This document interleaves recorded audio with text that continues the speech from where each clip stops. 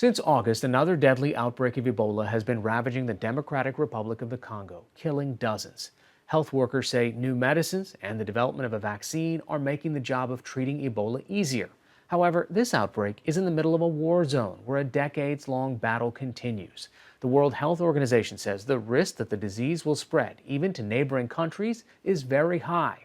NewsHour Weekend special correspondent Benedict Moran and video journalist Jorgen Samso have this report from the town of Beni. A warning, viewers might find some images disturbing. In this clinic in the city of Beni, in the Democratic Republic of the Congo, doctors are treating a new patient. It's a 13-year-old girl who recently tested positive for Ebola virus disease. Ebola can cause headaches, fever, and severe hemorrhaging.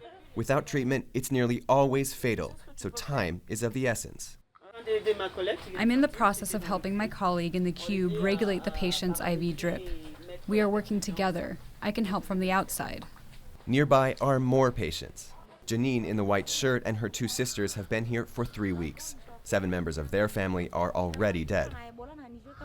When Mother died of Ebola, we didn't know what it was. We thought she was poisoned. My uncle died, my cousin, my aunt, my mom, my own brother, and my own sister. They all died. Treating Janine and other Ebola patients is difficult. They need to be closely monitored. Doctors and nurses need to be able to help without putting themselves at risk. Before this outbreak, most hospitals in this region didn't have facilities that were capable of treating Ebola patients. This year, health workers have introduced a new tool. They call it the Cube. Ebola is spread through contact with bodily fluids, and the Cube allows additional health workers to treat patients from the outside without wearing cumbersome protective gear. Before, it would take 15 minutes to be able to enter the room. Now, in a couple minutes, we can be helping a patient.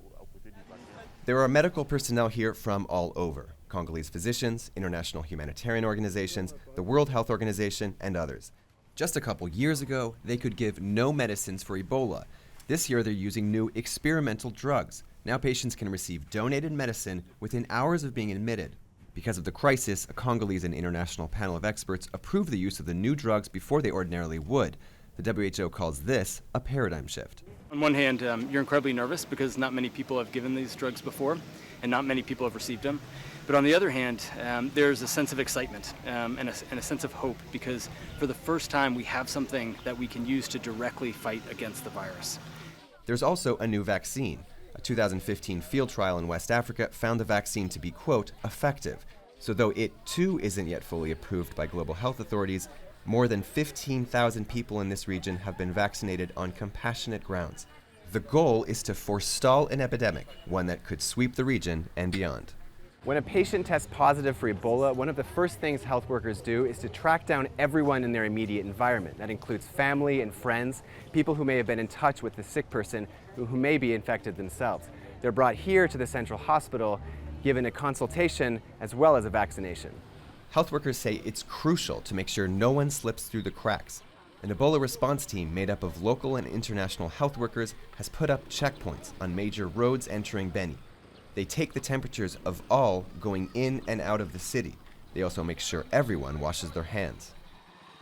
But this outbreak has other challenges. This part of the Congo is an active conflict zone. Well over 100 armed groups are fighting for influence. Violence has forced nearly 1 million people from their homes. And Ebola has spread to neighborhoods like this one, near Beni, where armed groups regularly operate.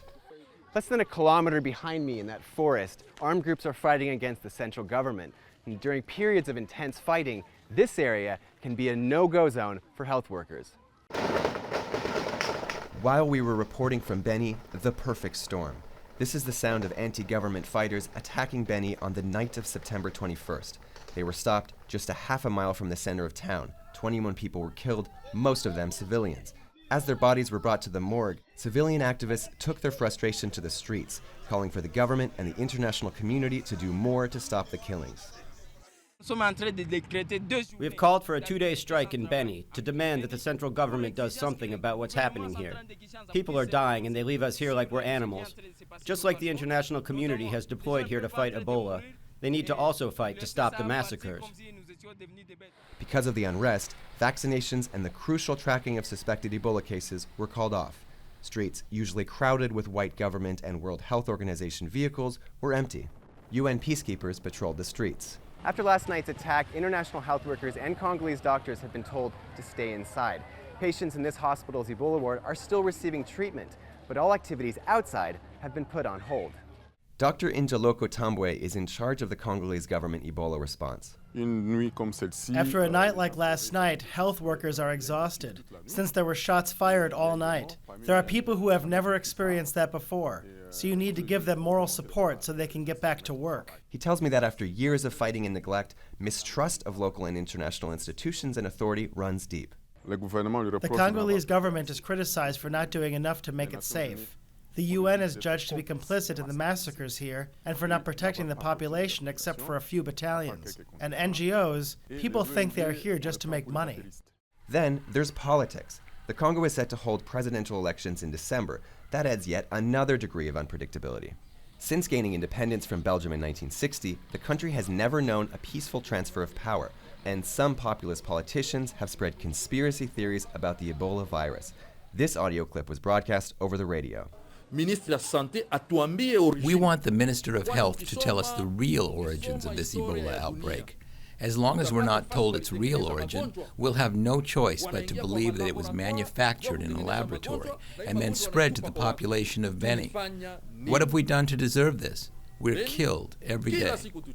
In an atmosphere of violence, mistrust, and misinformation, some Ebola patients have refused treatment. Red Cross volunteers have even been attacked by community members.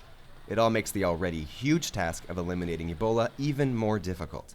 Still, health authorities persevere, promoting better communication and education. Nurses from a local union are spreading a message: Ebola kills. We want to tell people here that Ebola exists, so they can protect themselves.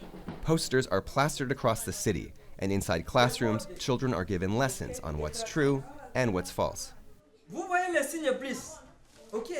But they can't take the message everywhere they'd like to. With fighting just outside Beni, at times many areas are still too dangerous for health workers to access. So part of the response means training health workers from the dangerous areas, so that even if they're on their own, they'll be ready.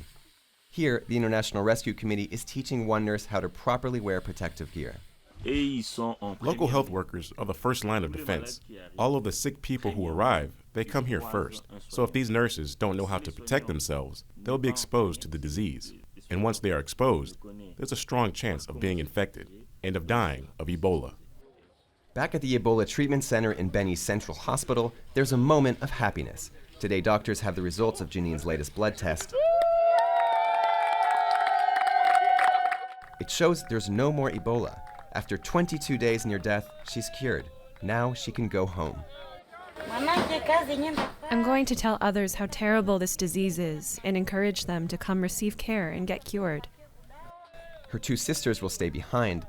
Janine says she plans on returning here every day until they, too, are cured.